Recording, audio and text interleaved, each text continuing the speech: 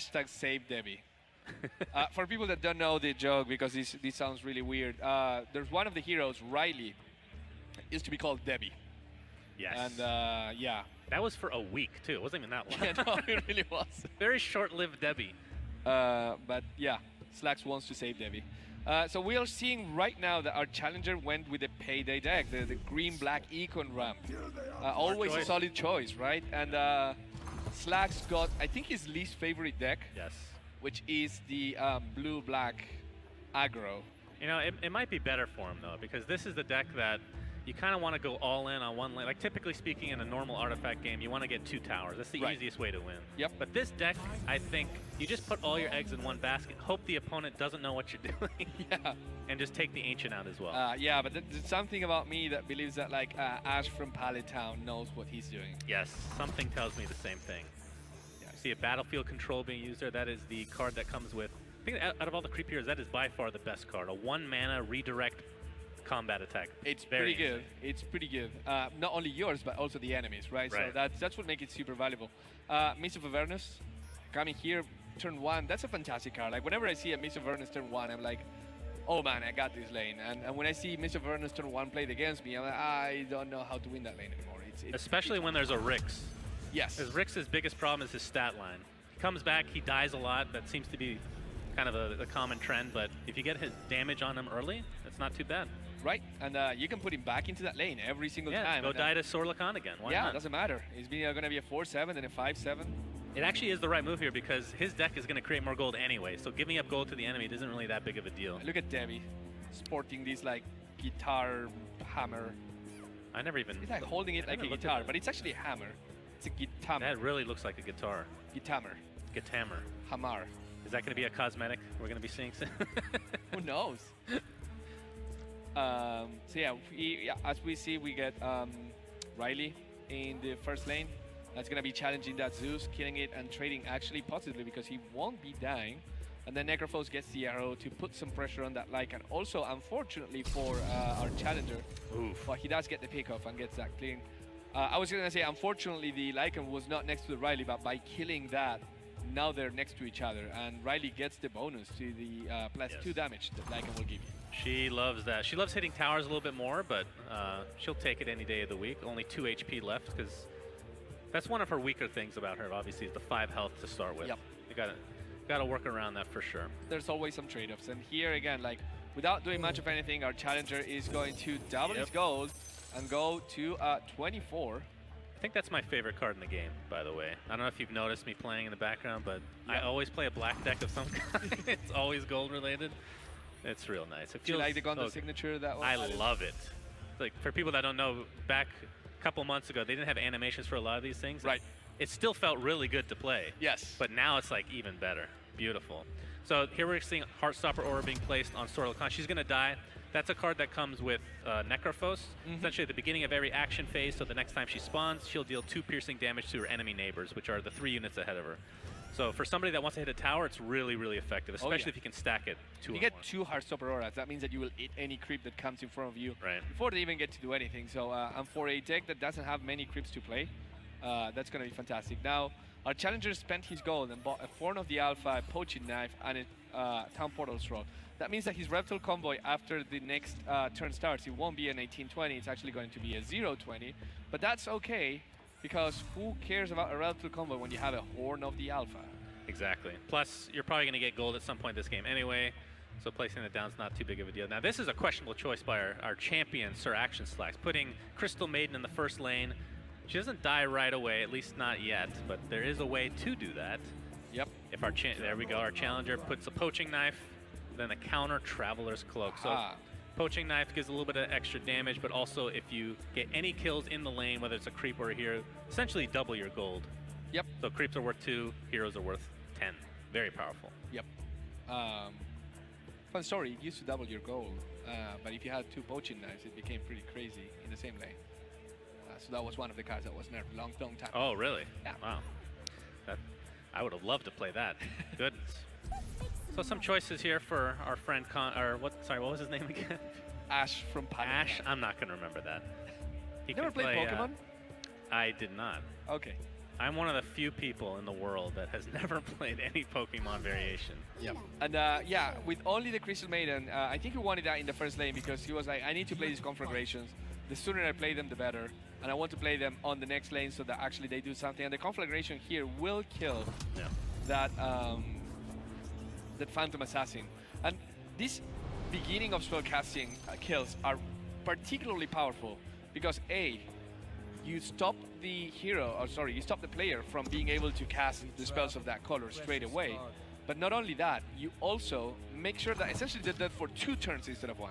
Right. If you die on combat, you already casted all your spells, you use that hero for whatever, and then they're out the next turn and then they come back. But if you kill them at the beginning of your casting, they're out for this turn and the next one. Feels real bad Yes. dying before the action phase because it feels like you're out forever. But we're going to see the Thunder, or the Horn of the Alpha placed onto our friend Rix, which is a great choice because he will respawn immediately anytime he dies. And this tower is, you can just abandon now. Not only is it down, I want to say that it's intimidating enough that he might actually take the tower and the Ancient. It's possible.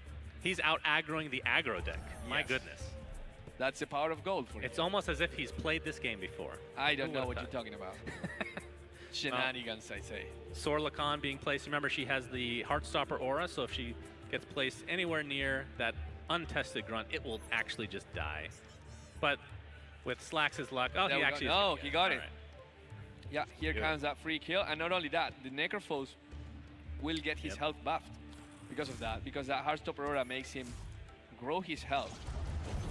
Necrophos is a very underappreciated hero, I feel like. He has a lot of potential because his stat line's not great. It's a 5-6, but in the mid to late game, he gets really powerful. And there we're going to see the second Heartstopper aura on SirActionSlacks. No better that's hero. Just beautiful. That is sickening. And also puts him in a really awkward position right now where, like, if our challenger doesn't do anything, next turn, both the Lycan and the Creep, and potentially whatever falls in for Solacan, will die. So, But one other issue is Slacks has to go all in now on this lane. He's 4 heroes here, one of which is dying, of course. And there's not much mobility in this specific deck. yeah. And the Grazing Shot, tickling the Chen. Did Not you ever really consider calling it Tickling Shot? By It's a any chance? tickling shot. That would be great. And yeah, understanding like, okay, you want to take this lane? I'm going to let you take this lane. And here comes the Disciple of Nevermore for extra Alright. buff. It's still not enough to do 40 damage to the tower. Blink Dagger is, Blink Dagger and Heartstopper Aura, such a sexy combo. And now going there, look at that, that combination plus the conflagration will be able to destroy that Chen. And not only doing a lot of damage, our champion actually showing his true colors and his true surprise. And this plus the conflagration will clear the Chen. I'm sure that Ash from Pallet Town was not expecting that. And now there's a lot of pressure not only in that first tower, also that second tower. There's no heroes in the first or second tower for a challenger. He has 3 coming back next turn. But now, the decision of abandoning that third lane and putting pressure in the first 2 seems fantastic. Oh, man. And now another 8 damage. 4 from the Beautiful. play effect from playing Oglodi Vandal, and 4 more from the unblock damage. That there's nothing that can be done because there's no heroes in that lane. I'm pretty sure that was the best move Slacks has ever made, and I've played hundreds of games of Artifact against him. I know, right? I've never seen, maybe he's just holding back on us, you know? He's playing the shark rule or something. He was going to interview Richard Garfield. He wants to, like, okay. you know. So something to take note of course, there's only 4 health left on that tower. It doesn't go over, so once you kill the tower, it's invulnerable for that round, and then the next round you can start dealing damage to the Ancient. Yep, and not only that, but also the fact is that once you destroy a tower, it is invulnerable for the rest of that turn. So there's some cards that do damage to the tower, so you can destroy a tower before the combat phase.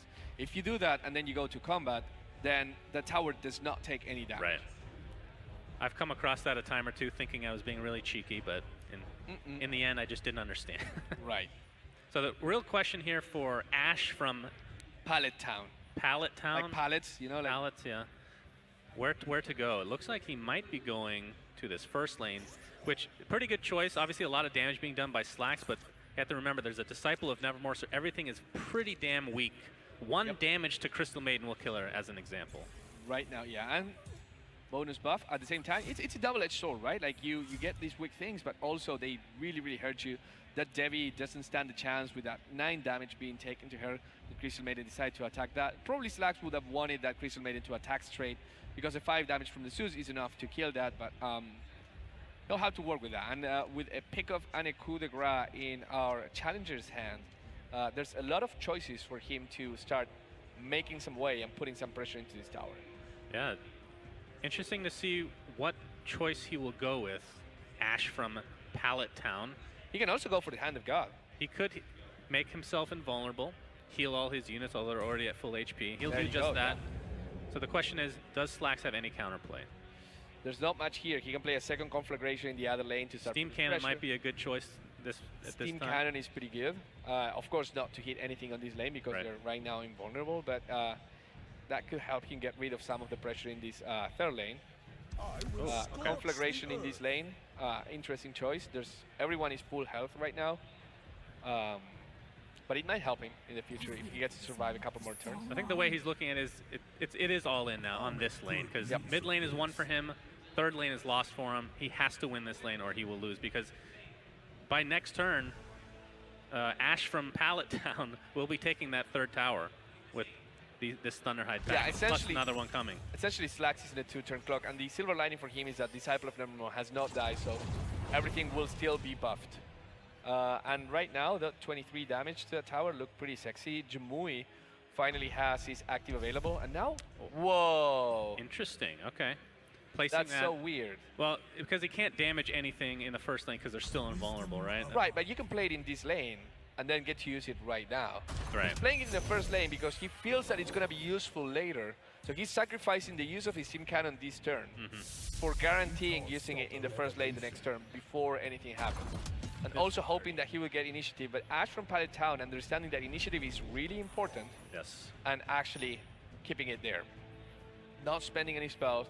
He doesn't need to. Yeah. He knows that with 40 health in the tower and at least 40 damage in the next turn, if Slacks doesn't win this round, then the game is over. Slacks is in some trouble. He does have some spells, but we'll see if anything comes of it. Chen will be placed somewhere for our challenger. Yep. And Slacks has no hero. black spells for Slacks in that first lane. With the initiative, potentially one of these two blue heroes could die straight away from a pickoff or from a coup de grace. So Slacks essentially has one shot. Yeah, it's not looking good. Oh, and also with the Holy Persuasion. Yeah, Holy Persuasion will take over any creepy places. Or still the Disciple of Nevermore. That is true. Could be a double-edged sword, but in this case, I think you'll probably go for it. Pickoff going for that Crystal Maiden, getting rid of that. Now, I mean, again, he has another nuke. I mean, he does have another nuke. This negative armor is really hurting Slacks right now. That is pretty painful, and now he has to decide, do I want to use the Steam Cannon, which I don't really think is going to be super helpful. Thunder Ghost Wrath, again, will not kill anything that is right here on the lane. Better late than never can put a creep to block something in this lane and maybe delay that loss, but he needs unfortunately, Horn of the Alpha is off cooldown, as it was last turn actually. Right. So that lane is just dead. There's nothing he can do. Does have Blink Dagger on Sorlakan though, so could try something. We'll see. Yeah, I'd be very surprised. It looks like he's going to put the fur lines. All right, we're going to see a new item. I don't think we've seen this one. Wingfall Hammer. Wingfall Hammer. Oops, that's not what I wanted to click. There you go. Gives you +4 attack and an active that you can use every turn, giving equipped hero and the ally neighbors +X regeneration this round, where X is half its attack. Now, what's regeneration? Regeneration is essentially kind of negative combat damage. It applies during combat at the same time that you do damage. So if you're taking 5 damage and you have 2 regeneration, you're taking 3 damage on combat. However, this does not work with spells, so a spell doing 4 damage to you will not be prevented by regeneration. Also, if your regeneration makes it so that you're regenerating more than combat damage, you will heal at the end of combat. Right, and I think that's one thing that was really confusing to me early on, because I didn't understand the combat phase is when that applies. So, like, let's say you have a duel. It's not necessarily damage from a spell, it's damage from a hero. That still will go through regeneration completely. Correct. So, regen only applies after the combat phase. Yes. So in that case, after the combat phase, it's essentially having extra HP. And I'm going to be a little bit pedantic here. It's not after the combat phase. It's at the same time that combat damage happens. So if you're taking lethal damage but you're regenerating, you will survive. And if you are full health and you're taking damage and you regenerate, you will apply both things at the same time. So there's no like overhealing at the beginning. So both things happen exactly simultaneously.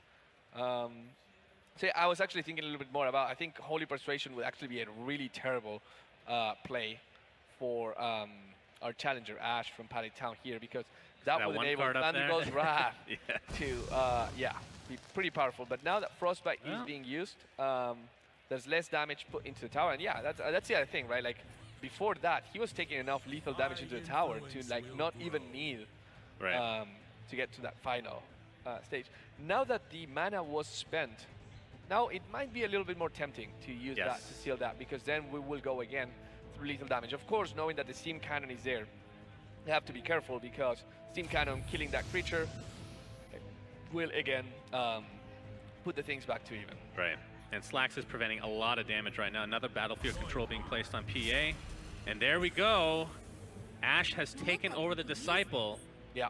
And Slacks does not have enough mana to use Thunder God's Wrath anymore after using battlefield control. But I mean, he can use Strafing Run, which is pretty good here. Pretty good. Because Strafing Run does nothing, but that piercing damage is now 3 damage to every one of his opponents.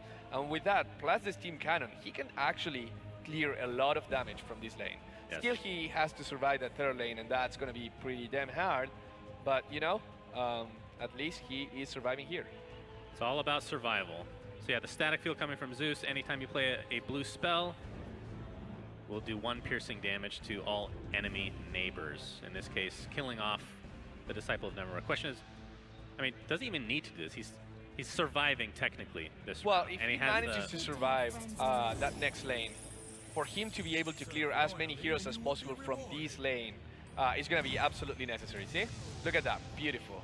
Oh, no. He could have killed somebody off first before doing that with the Steam Cannon. Yep. The problem that happened there was the Strafing Run killed the Disciple of Nevermore.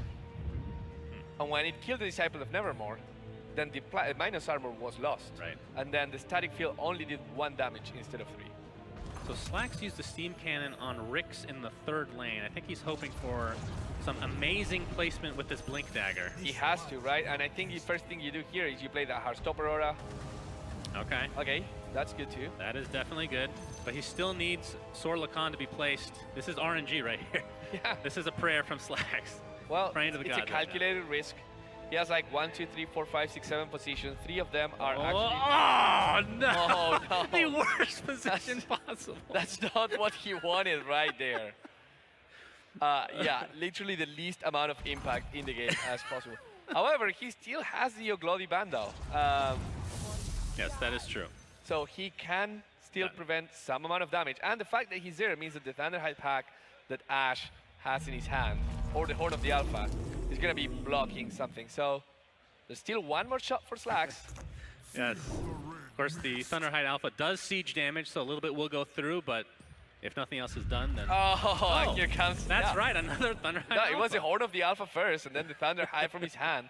That's going to be 51 damage, and Slacks laughing, considering his victory, trying to decide what do I do. Oh, there it is. Heartstopper Aura. That's the dream right there. Yes. It's not going to be enough. It's not going to be doing much. Ash from Pallet Town has defeated the first of the Elite Four. We'll see if he will have more time to play someone else later. But for now, I think... Can we keep track of record? I really want to know what Slacks' record is right now. He's, I think, 1-5 now. I think so, too. He swears he won a 2nd game yesterday. I don't recall. I have no memory of this. I don't recall. Yeah, I don't recall as well. As they're congratulating each other.